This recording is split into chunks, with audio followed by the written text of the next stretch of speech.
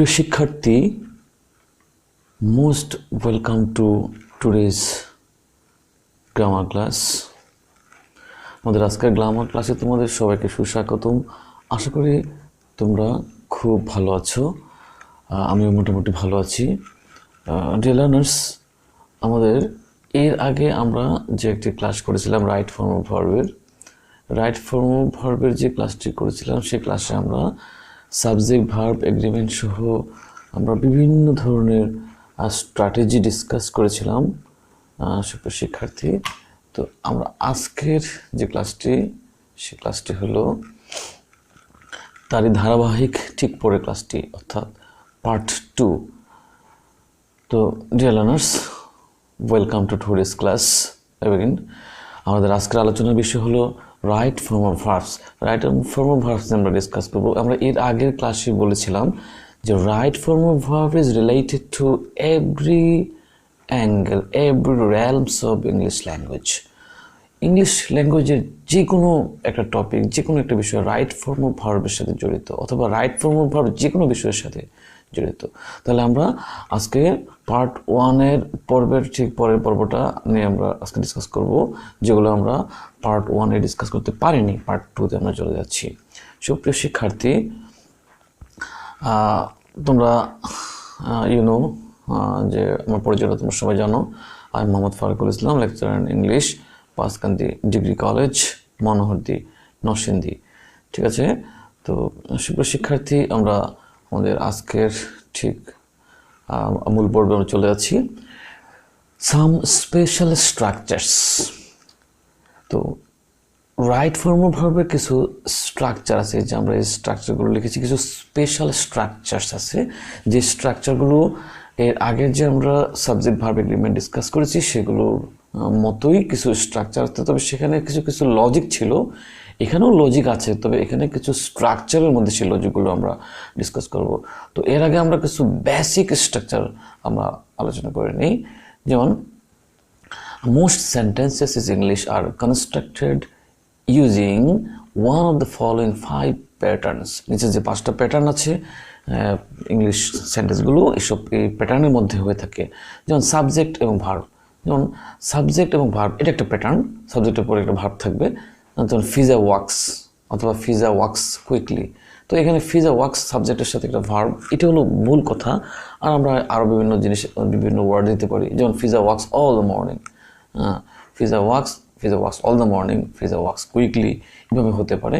এটা হলো সাবজেক্ট এবং ভার্ব। এটা হলো একটা স্ট্রাকচার, এটা বেসিক স্ট্রাকচার। আবার কখনো কখনো সাবজেক্ট ভার্ব অবজেক্ট, এই স্ট্রাকচার সেন্টেন্স হতে পারে। যেমন she is playing a piano.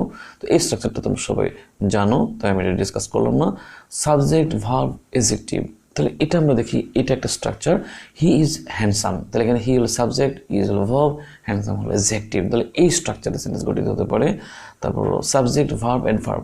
The girl walked away, the girl walked away, এই যেখানে subject, it is a verb, এটা হলো অ্যাডভার্ব। তো আমরা জানি অ্যাওয়ে হলো একটা প্রেপোজিশন, বাট এখানে ভার্বকে মডিফাই করেছে বলে সেটা অ্যাডভার্ব। তো এই স্ট্রাকচার সেন্টেন্স গঠিত হতে পারে।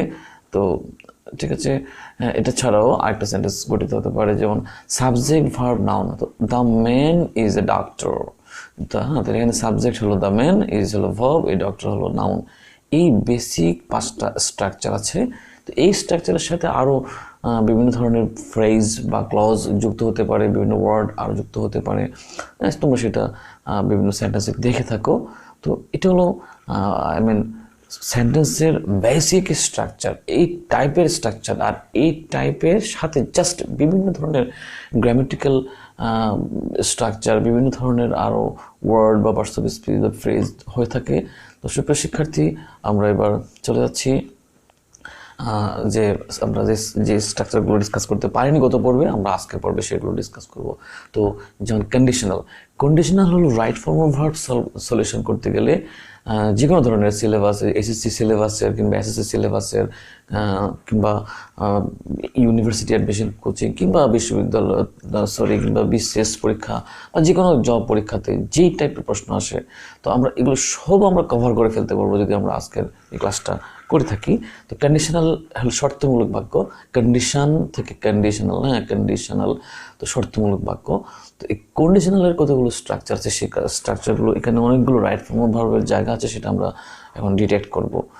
সুপ্রিয় শিক্ষার্থী, কন্ডিশনাল হলো শর্তমূলক বাক্য, অর্থাৎ একটা শর্ত থাকবে, একটা সেন্টেন্সের মধ্যে একটা শর্ত থাকবে এবং পরের ক্লজে সেই শর্তটা পূরণ হবে। যেমন if you come I will go, এই যেটা হলো শর্ত, যদি তুমি আসো, এটা একটা কন্ডিশন, আই উইল গো, আর এই শর্তটা যদি পূর্ণ হয় তাহলে আমি এই কাজটা করবো, আই উইল গো।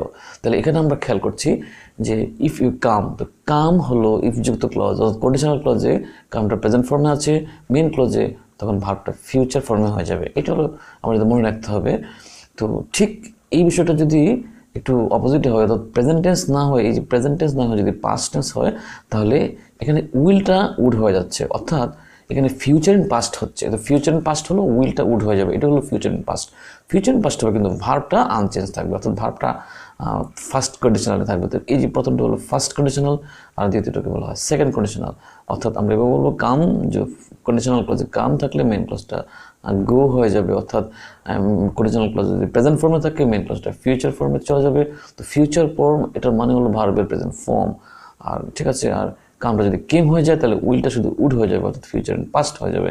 ঠিক আছে, এটা হলো সেকেন্ড কন্ডিশনাল। এবার আমরা আসি থার্ড কন্ডিশনালে। ইফ ইউ হ্যাড কাম, তাহলে তাহলে ঠিক আছে, এর আগে সেন্টেন্সটা আমরা বলি ইফ ইউ কেম, যদি তুমি আসতে, তাহলে আমি যেতাম, আই উড গো, তাহলে আমি যেতাম। আর এটা হচ্ছে যদি তুমি আসো তাহলে আমি যাব।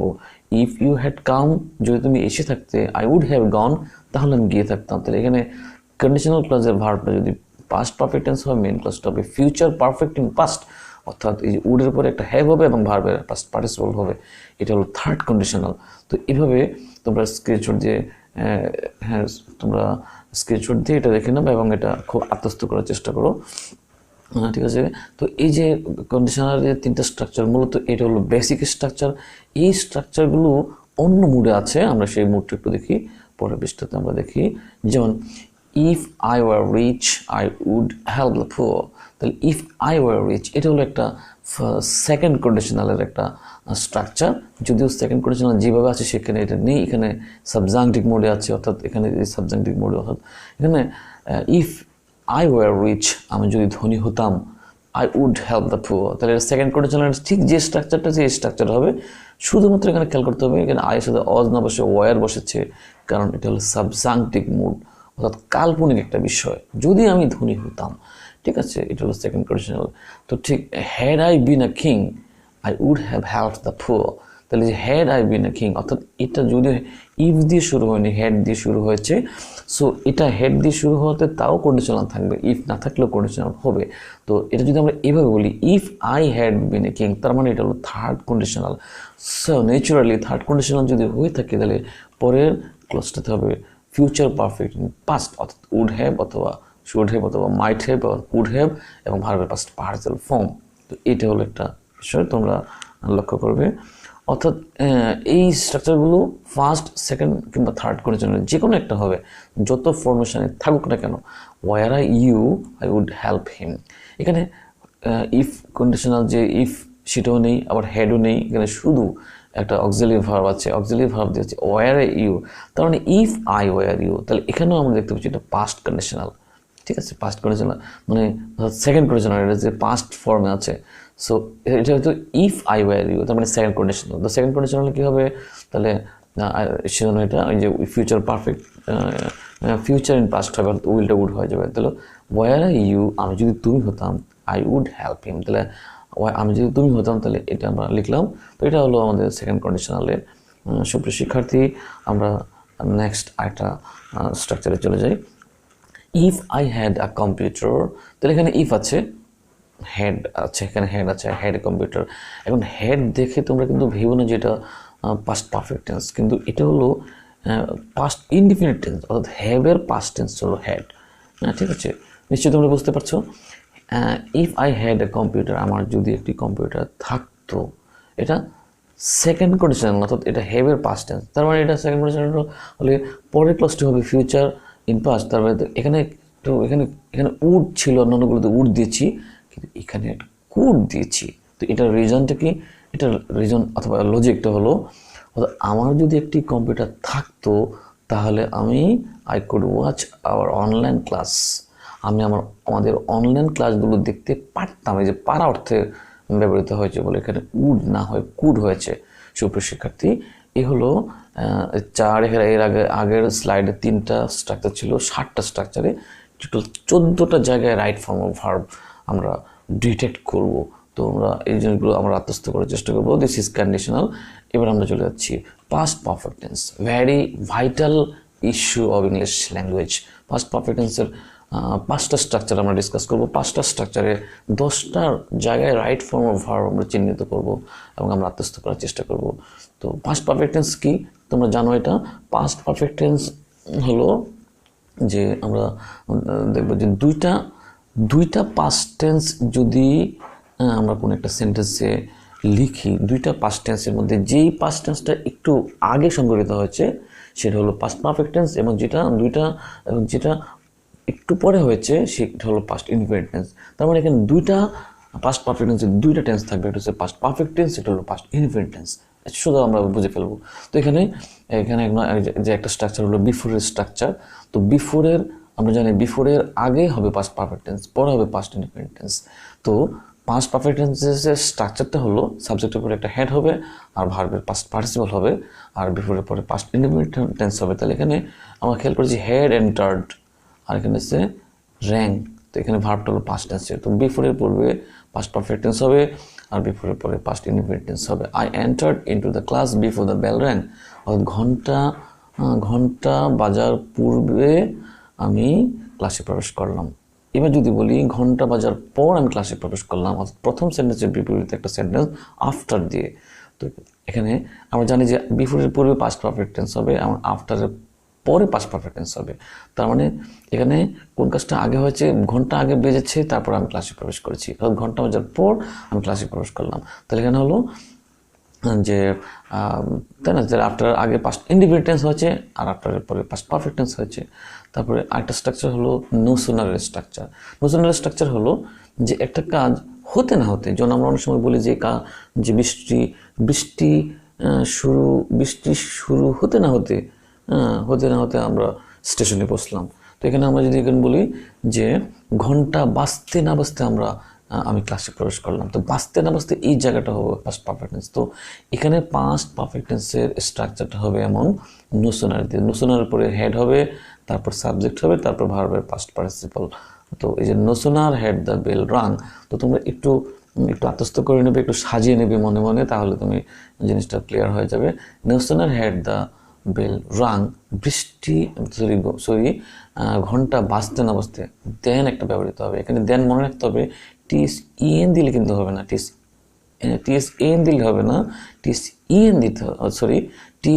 দিতে হবে, টিএসএন দিলে সেটা কিন্তু হবে না। তো এটা দেন এখানে তুলনা বোঝানো হয়েছে, then I entered into the class. তো ঘন্টা বাজতে না বাজতে আমি ক্লাসে প্রবেশ করলাম। এবার যদি এমন হয় তাহলে এটা একটা sentence, hardly had the bell rang when I entered into the class. এই স্ট্রাকচারটা হলো এমন, তার মানে এটা হলো আরেকটু সময় কম, মানে একেবারে হার্ডলি বা নেগেটিভ সময়, একেবারে দুইটা কাজের মধ্যে টাইমের ডিফারেন্সটা খুবই কম।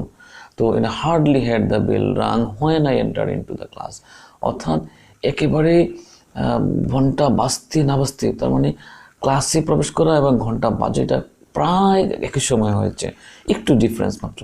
তো এটা হলো স্ট্রাকচার। তো এখানে হোয়েন হবে আর এখানে হার্ডলি হেড, মোশনের জায়গা শুধু হার্ডলি হবে আর বাকিটা ঠিক থাকবে। Next, scarcely had the bell rang when I entered into the class.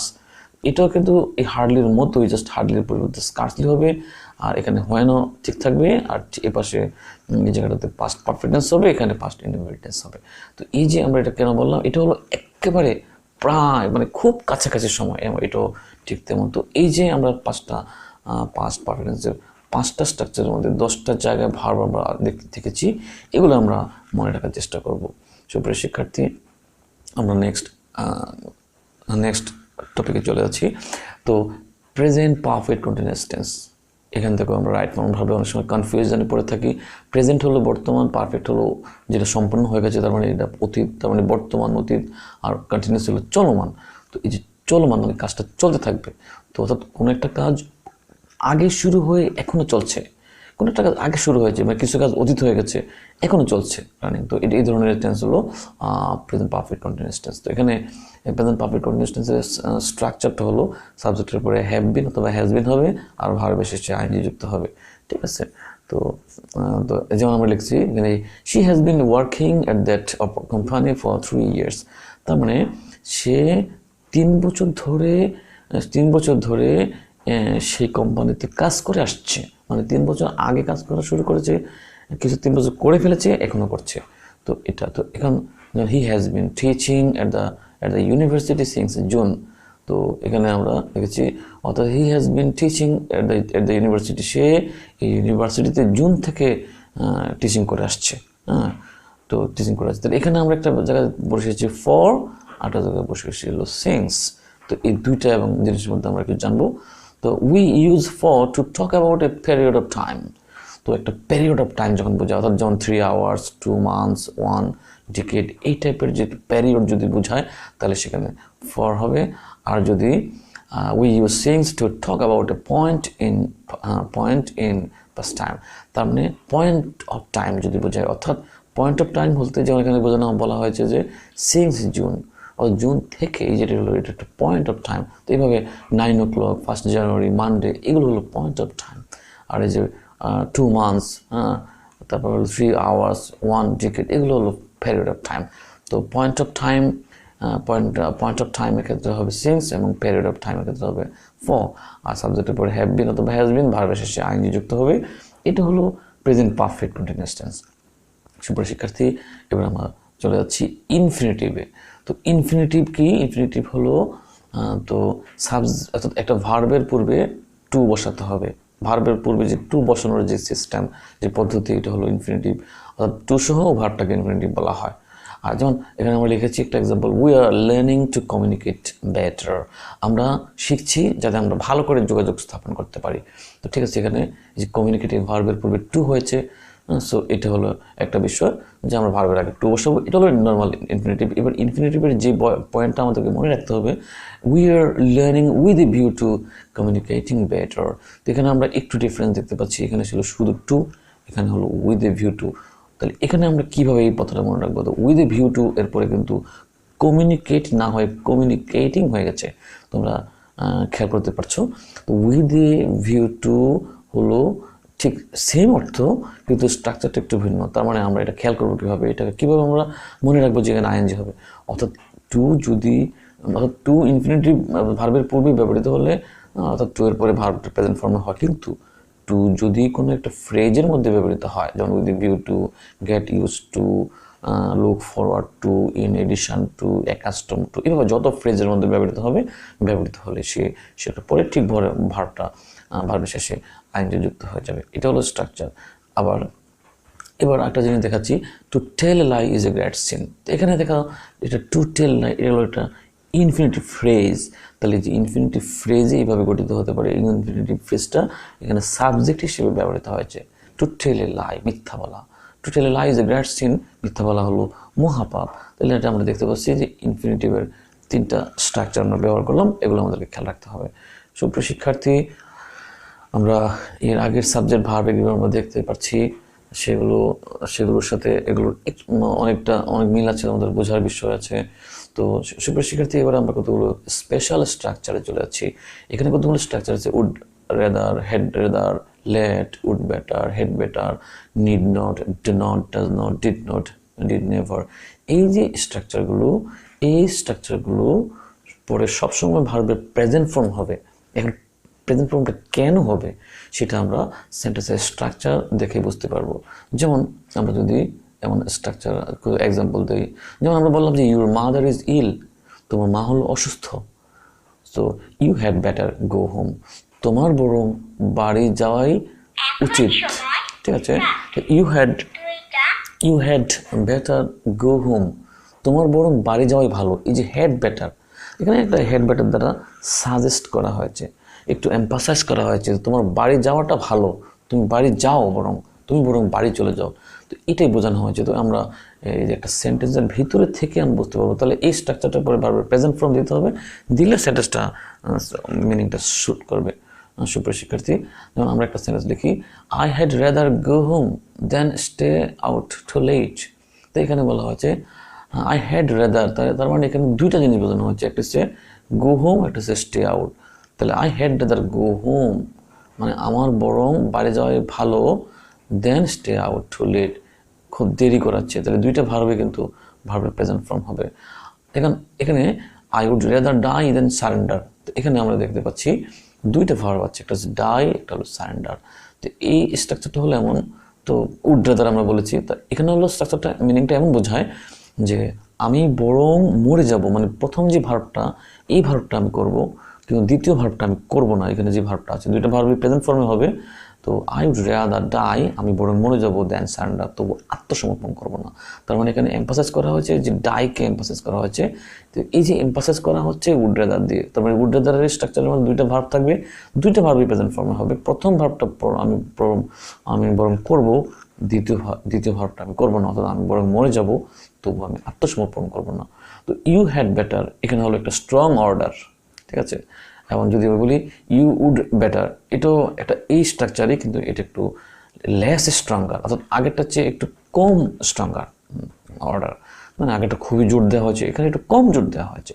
তো ঠিক আছে, যেমন একটা সেন্টেন্স যদি বলি ইটস অলমোস্ট মিড নাইট, হ্যাঁ, ইটস অলমোস্ট প্রায় মধ্যরাত্রি হয়ে গেছে, ইটস টাইম, এটা হলো তোমার যেটা বলছে পরের স্ট্রাকচারটা হলো তোমার it is time, it is high time, wish, fancy, এই স্ট্রাকচারগুলো। তো এই স্ট্রাকচারগুলো আমরা একটু এক এক করে দেখি। তো ইটস অলমোস্ট মিড নাইট, এটা প্রায় মধ্যরাত্রি হয়ে গেছে। তো it's time we went home, তার মানে আমাদের এখন বাড়িতে চলে যাওয়াটাই অনেক ভালো।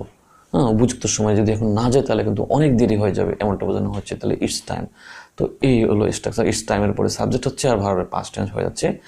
আর ঠিক আছে, আর একটা হলো ইট ইজ হাই টাইম, এটাও ঠিক সেম বিষয়। তো এটা ইট ইজ টাইম এবং ইট ইজ হাই টাইম। তো এই ইট ইজ হাই টাইমটা এটা আরেকটু এমফাসাইজ বেশি করা হয়েছে, it is high time we stood against corruption, তার মানে দুর্নীতির বিরুদ্ধে রুখে দাঁড়ানোর এটাই হলো উপযুক্ত সময়, ঠিক আছে। তাহলে it is high time we stood, তার মানে ইট ইজ হাই টাইমের পরে সাবজেক্ট হচ্ছে, ভার্বের পাস্ট টেন্স হচ্ছে, ঠিক ইট ইজ টাইম এবং ইট ইজ হাই টাইমের সেম স্ট্রাকচার।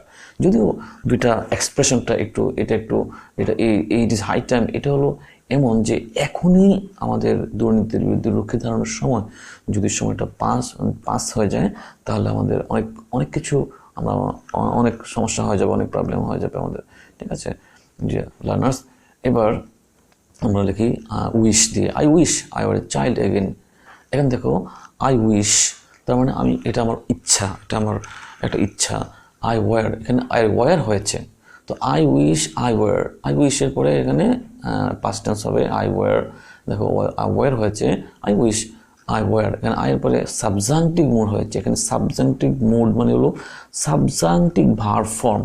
তো এখানে দেখো মানে আমি যদি আবার শিশু হতাম, মানে আমি ইচ্ছে করছি আমি আবার শিশু হতাম, তাহলে এখানে হলো subjunctive verb form of be, তার মানে বি এর যদি এখানে অজ হতো তাহলে হতো এটা হলো indicative mood, indicative verb form.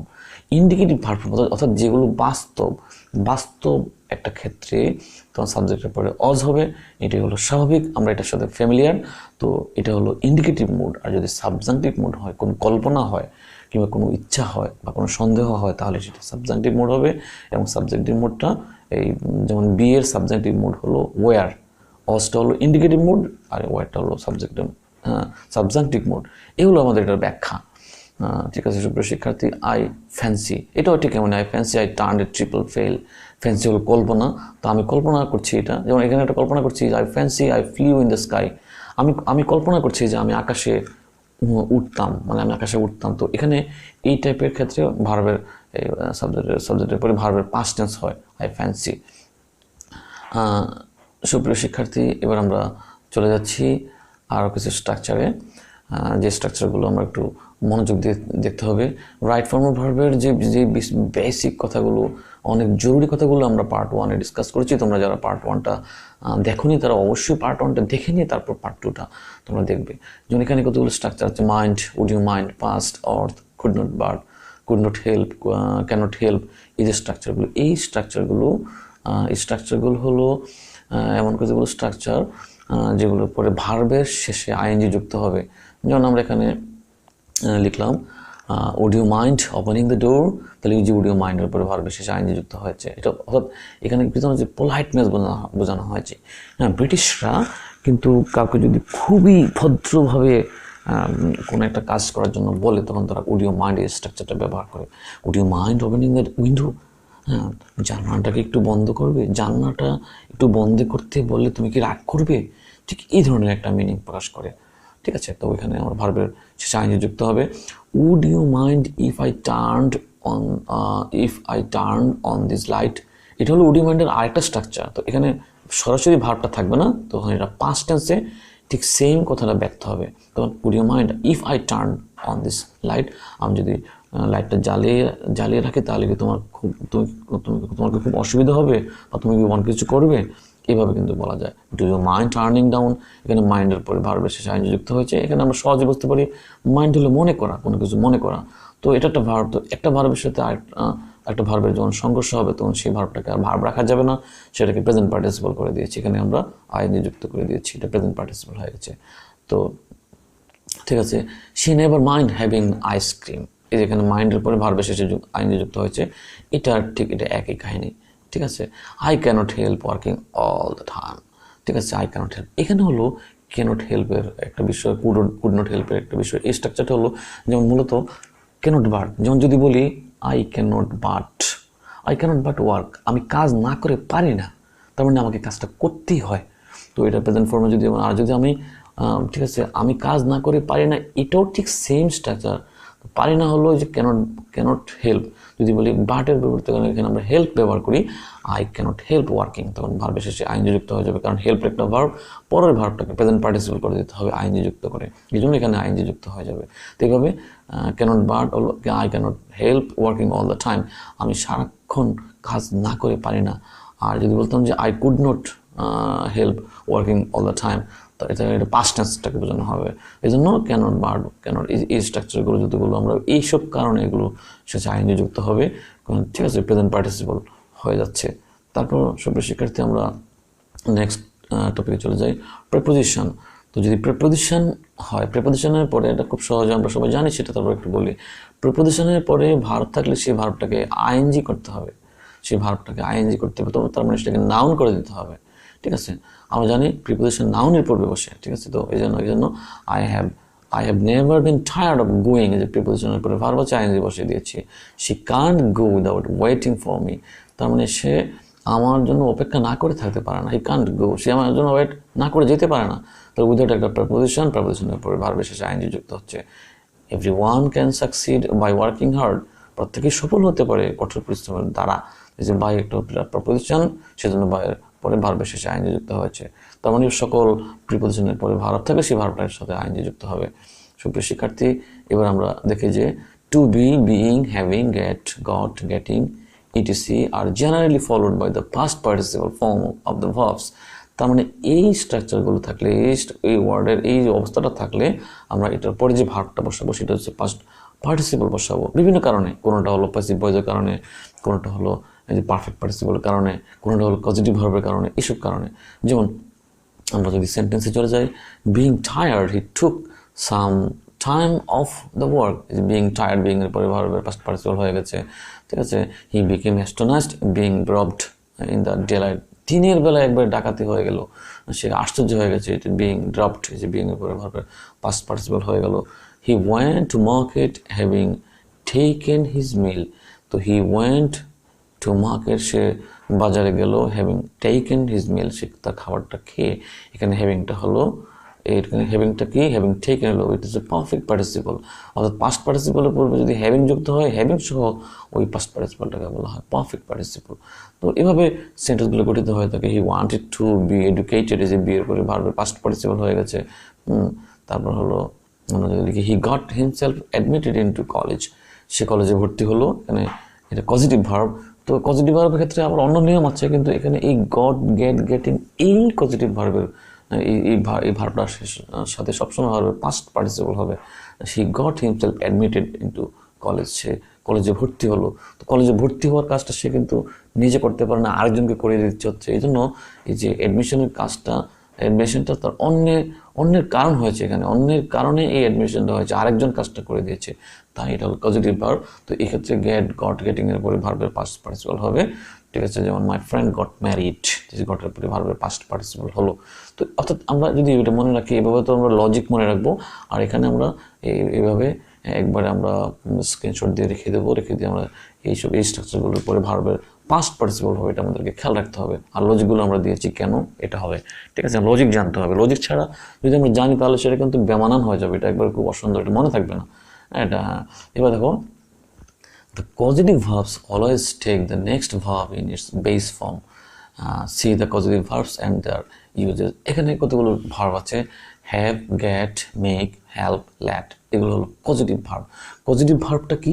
Positive verb হলো এমন কতগুলো ভার্ব যে ভার্বটা, অর্থাৎ যে ভার্বটা সম্পূর্ণ করতে অন্য একজন এই ভার্বটার জন্য কজ হয়ে যায়, তার মানে এই ভার্বটা নিজে নিজে করা যায় না।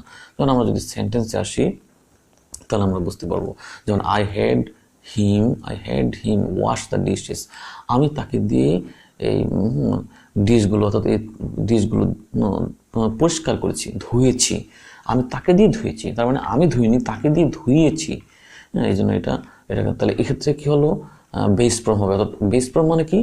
বেস ফর্ম হলো প্রেজেন্ট ফর্ম না, প্রেজেন্ট ফর্ম, ঠিক আছে। প্রেজেন্ট ফর্মটা বেস ফর্ম যদিও এক, কিন্তু পার্থক্য কি, বেস ফর্ম যদি বলে ঠিক এটার অন্য কোনো সাবজেক্টের দ্বারা সেটা কিন্তু চেঞ্জ হবে না, জাস্ট ভার্বের প্রেজেন্ট ফর্মটা হবে। কিন্তু যেমন সাবজেক্টের, যেমন হি এর পরে প্রেজেন্ট ফর্ম হলো, অ্যাজ বাই এস বসবে, কিন্তু এখানে হি এর পরে প্রেজেন্ট ফর্ম থাকলেও অ্যাজ বাই এস বসবে না, কারণ এটা হলো বেস ফর্ম হবে। তো এই পজিটিভ ভার্বের ক্ষেত্রে এই টাইপটা হয়ে থাকে। তো যেমন একটা sentence, he makes me do all the work, he makes me do all the work, এখানে দেখো এই যে বলেছি যে এইসব ক্ষেত্রে পজিটিভ ভার্বগুলোর ক্ষেত্রে বেস ফর্ম হবে, অর্থাৎ ভার্বের যে বেস ফর্ম, এটা দ্বারা এটা শুধু কোনো ধরনের ফরমেশন চেঞ্জ হবে না। He makes me do all the work, সে আমাকে দিয়ে সব কাজ করায়, মানে সে করে না, আমাকে করায়, ঠিক আছে। এগুলো হলো positive verb. He got me to make his dinner, এখানে আবার ইনফিনিটিভের ব্যবহার, এখানে একটু ভিন্নতা আছে, যেমন এখানে নোট দিয়েছি আমি, এখানে get takes the next verb as infinitives or past participle, তার মানে গেট বা গট বা গেটিং, এটা কি হলো, পরের যে ভার্বটা, অর্থাৎ পরের অবজেক্টের পরে যে ভার্বটা, সেটা ইনফিনিটিভ দিয়েও করা যাবে, আবার পাস্ট পার্টিসিপল দিয়েও করা যাবে, এই জন্য এটা এমনটা হয়েছে। তো এটা আমরা খেয়াল করবো। I got the glass broken, এখানে কিন্তু এই যে আমরা এখানে যে লজিকটা দিয়েছি, পাস্ট পার্টিসিপল হতে পারে আর ইনফিনিটিভ হতে পারে, আর অন্যান্য ক্ষেত্রে ঠিক এমন, অর্থাৎ এই অন্যান্য ক্ষেত্রে কিন্তু ভার্বের বেস ফর্ম হবে।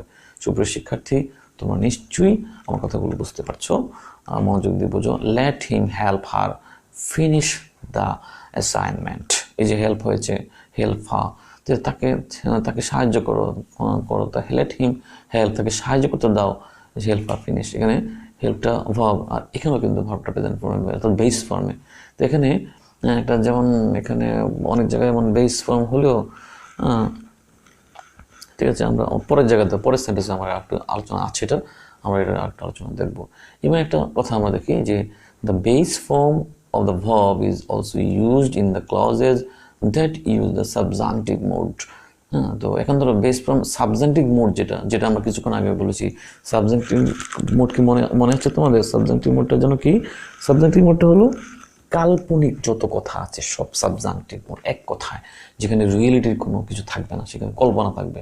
তো সাম certain verbs plus the conjunction that requires the next clause to use the subjunctive mood and the clause uses the base form of the verb in it. তো এখানে বেস ফর্ম, এখানে এই যে ভার্বগুলো আছে, যেমন advice, demand, prefer, require, ask, insist, propose, stipulate, command, recommend, suggest, decree, order, request, urge, move, এই ভার্বগুলো যদি থাকে, দেখো এই ভার্বগুলো সিচুয়েশনটা কী হয়, এটার স্ট্রাকচারটা কী হয়ে যায়, রাইট ফর্মটা কী হবে তোমরা দেখো।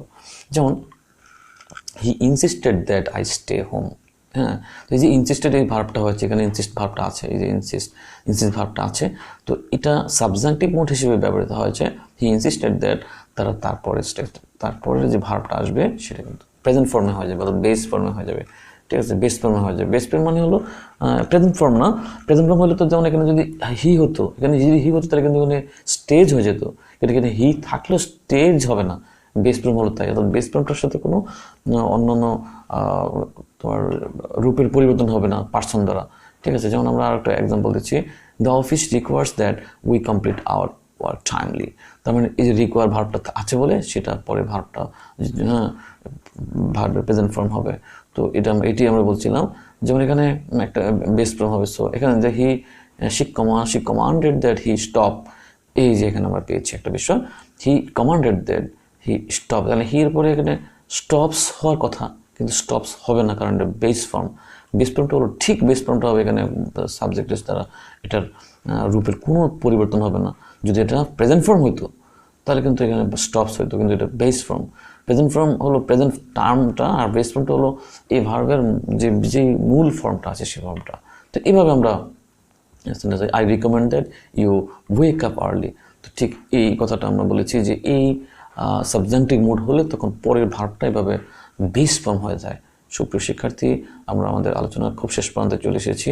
তোমরা অবশ্যই হয়তো ভিডিওটি একটু বড় হয়ে যাচ্ছে, তোমরা তোমাদের ফর ইউর বেটারমেন্ট আমি এই কথাগুলো বলছি। There are some clauses also which require the verb of the next clause to be in base form.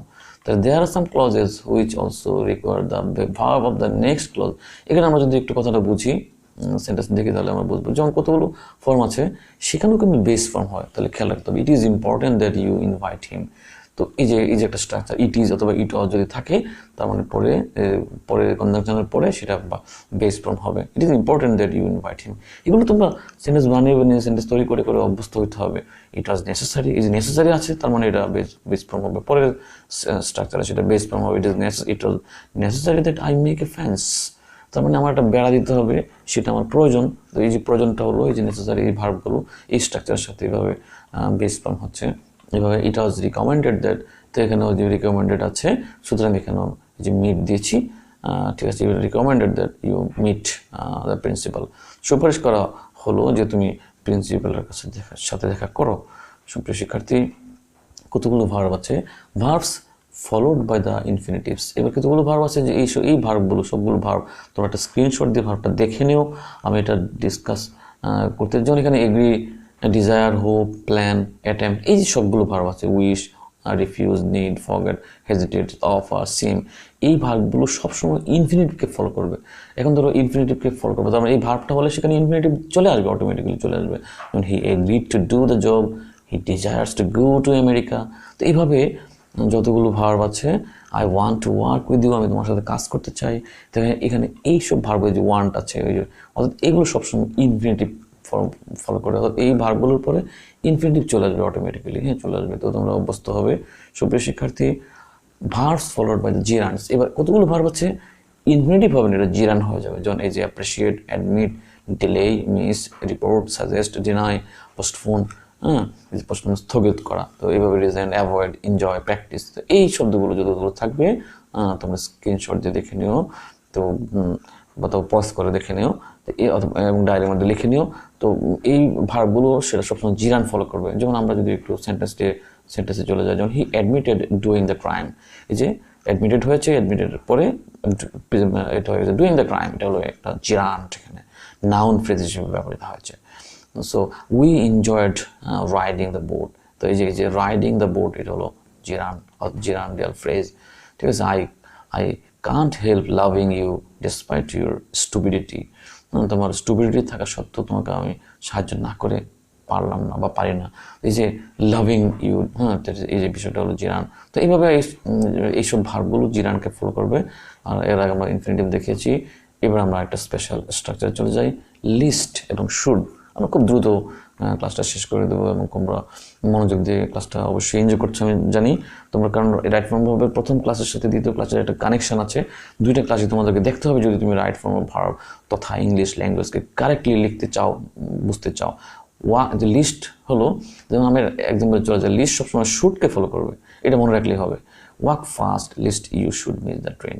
এখানে লিস্টের অর্থটা হলো যেমন তাড়াতাড়ি হাঁটো, নতুবা না হলে, না হলে তুমি কি করবা, এই কাজটা যদি না করো তাহলে এটার পরে যে কাজটা, এই কাজটা পরিণতিটা এমন হয়ে যাবে। লিস্ট ওয়াক ফাস্ট, তাড়াতাড়ি হাঁটো, lest you should miss the train, নতুবা তুমি ট্রেনটি মিস করবে। Read attentively, lest you should fail in the exam, মনোযোগ দিয়ে পড়ো, নতুবা তুমি না হলে তুমি কি করবে, পরীক্ষাতে ফেল করবে। এই যে এই বিষয়টা নতুবা বা না হলে এটাই বোঝানো হয় লিস্ট দিয়ে। তাহলে মনে রাখতে হবে লিস্টের পরে যে সাবজেক্ট হবে সাবজেক্টের পরে শুড ফলো করবে। এভাবে মনে রাখবে লিস্ট শুডকে ফলো করবে সবসময়। সুপ্রিয় শিক্ষার্থী, আমরা রাইট ফর্ম ভাবে অনেক কিছু আমরা জেনেছি। এবার আমরা আর কিছু সাবজাংটিভ মোড সম্পর্কে আমরা দেখবো। আনরিয়েল পাস্ট টেন্স দেখবো আমরা। হ্যাঁ, তো এখানে দেখো if, wish, as if, as though, এগুলো হলো আনরিয়েল পাস্ট টেন্স। তার মানে অবাস্তব অতীতকালে যদি এমন হয় তাহলে সাবজেক্টের পরে তোমার যেমন আয়ের পরে অজ না হয় ওয়ার হবে, অর্থাৎ এটা অন্যরকম হয়ে যাবে। ওয়ার অজ হলো না, ওয়ার হয়ে গেল।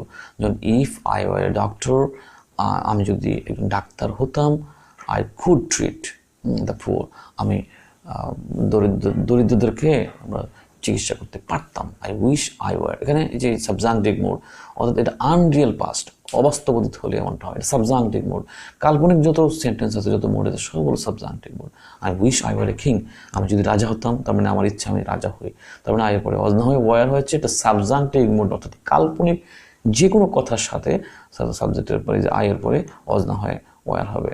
এভাবে he talks as if he knew everything, সে এমনভাবে কথা বলে মনে হয় যেন সে সব জানে, আসলে সে কিছুই জানে না। তো এখানে এটা সাবজেক্টিভ, তো এই জন্য এখানে টক্স হয়েছে দেখো, আর এখানে অ্যাজ ইফের পরে পাস্ট টেন্স হয়েছে। এটি খেয়াল রাখতে হবে, আনরিয়েল পাস্ট টেন্স।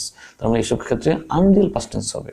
ঠিক আছে, তো শর্তগুলো আমরা দেখেছি। এবার আমরা চলে যাব past independent tense plus sings plus past perfect tense. এখানে আমরা সরি, এখানে এই বানানটা একটু ভুল হয়েছে, টিএনসি, ঠিক আছে, সরি। তো এখানে কি লিখেছি আমরা, past indefinite, many years passed since I had seen her last.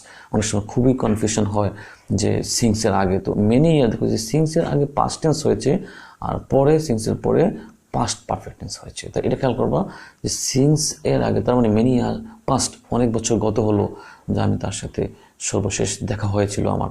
তো এটা দুইটা এখানে কাজ, তারপরে এটা সিন্সের আগে পাস্ট ইনডিফিনিট টেন্স, সিন্সের পরে পাস্ট পারফেক্ট টেন্স, এভাবে হয়, এইভাবে সেন্টেন্সগুলো গঠিত হতে পারে। আর আরেকটা বিষয় হলো, যদি এমন হয় যে তোমার সিন্সের আগে যদি এমন হয়, শিক্ষার্থী, যখন 10 years হ্যাভ পাস্ট, এখানে চলে শুধু পাস্ট, তাই এটা পাস্ট পারফেক্ট টেন্স হয়েছে। আর যদি হ্যাভ পাস্ট অর্থাৎ প্রেজেন্ট পারফেক্ট টেন্স যদি হয়, তাহলে সেটা কিন্তু পরের যে সিন্সের পরের যে ক্লজটা সেটা কিন্তু পাস্ট টেন্স হয়ে যাবে। আর এখানে হয়ে গেছে যেমন পাস্ট টেন্স ছিল, পাস্ট পারফেক্ট টেন্স হয়ে গেছে। আর প্রেজেন্ট পারফেক্ট টেন্স যদি থাকে তাহলে পাস্ট ইন্ডিপেন্ডেন্ট টেন্স হয়ে যাবে। ঠিক আছে, তো এই যে এই স্ট্রাকচারগুলো তোমরা একটা স্ক্রিনশট দিয়ে তোমার ডায়েরির মধ্যে লিখে নাও বা পজ করে ডায়েরির মধ্যে লিখে নাও। হ্যাঁ, ঠিক আছে। এবার শিক্ষার্থী, এবার আমরা মজার একটা জিনিস দেখি। থিংস যদি বিভিন্ন বস্তু বোঝায় তাহলে হবে ইন্টারেস্টিং, যদি পার্সন বোঝায় তাহলে ইন্টারেস্টেড। এটি ইউজটা আমরা একটু দেখে নিই। রাইট ফর্ম অফ ভার্বের সবাই শিক্ষার্থী, history is very interesting subject, এখানে ইন্টারেস্টিং হয়েছে। আর I am very much interested to meet him, এখানে ব্যক্তি বুঝিয়েছে, তার সাথে সাক্ষাৎ করা বুঝিয়েছে, ব্যক্তি বুঝিয়েছে তাই ইন্টারেস্টেড হয়েছে। আর বস্তু বুঝিয়েছে, সাবজেক্ট বুঝিয়েছে, তাই সেটা ইন্টারেস্টিং হয়েছে। এটাও রাইট ফর্ম অফ ভার্বের একটা স্পেশাল একটা স্ট্রাকচার। ঠিক আছে, উড দ্যাট, আমরা সর্বশেষ প্রান্তে চলে এসেছি। উড দ্যাট, যেমন আমরা উড দ্যাটের ব্যবহারটা যদি আমরা মিনিং বলা দরকার নেই, আমরা সেন্টেন্সে গিয়ে দেখি। Would that I could be a writer like Nazrul, would that I could buy a Toyota car. তো এখানে কি বলছে, যদি আমি নজরুলের মতো একজন লেখক হতে পারতাম, এখানে আমার উইশ, এখানে উড দ্যাট দ্বারা ইচ্ছা বোঝানো হয়। উইশ এটা বিশেষ ইচ্ছা, মনোবাসনা বোঝানো হয়। তো উড দ্যাটের পরে এই যে সাবজেক্টটাকে কুড ফলো করবে, উড দ্যাট আই কুড, সবসময় এই উড দ্যাট আই কুড, এই উড দ্যাট এই কুডকে ফলো করছে, এটা খেয়াল করতে হবে। এটা দ্বারা স্ট্রং একটা ইচ্ছা, খুবই ইমোশনাল একটা ইচ্ছা, সেটা বোঝানো হয়। উড দ্যাট, যদি আমি পারতাম নজরুলের মতো একজন লেখক হতে, would that I could buy a Toyota car, আমি যদি একটা টয়োটা গাড়ি কিনতে পারতাম, এই জন্য বাড়া অর্থে কুড ব্যবহৃত হয়েছে। তার উড দ্যাট আই কুড, তাহলে উড দ্যাটের পরে এবার আই কুড ফলো করবে। তো ঠিক আছে সুপ্রিয় শিক্ষার্থী, আমরা আমাদের রাইট ফর্ম ভাবে আমরা ক্লাসটি উপভোগ করেছি। তোমরা খুব মনোযোগ দিয়ে ক্লাসটি করেছো। আমি আশা করি তোমরা টোটাল কনসেপশনটা, মানে পার্ট 1 এবং পার্ট 2 সাথে টোটাল কনসেপশনটা তোমরা করতে পেরেছো। ঠিক আছে, তোমাদের সবাইকে ধন্যবাদ। ক্লাসটি তোমরা যদি উপকৃত হয়ে থাকো, অবশ্যই এখানে যে কথাটা এখন উঠবে, সাবস্ক্রাইব, লাইক অ্যান্ড কমেন্ট। তোমরা ভিডিওর ভিতরে গিয়ে তোমরা লাইক এবং কমেন্ট করে দিবে এবং চ্যানেলটিকে সাবস্ক্রাইব করবে, শেয়ার করে দিবে, বন্ধুদের সাথে শেয়ার করে দিবে যাতে সবাই ক্লাসটি উপভোগ করতে পারে। তো dear learners, thank you very much, thank you.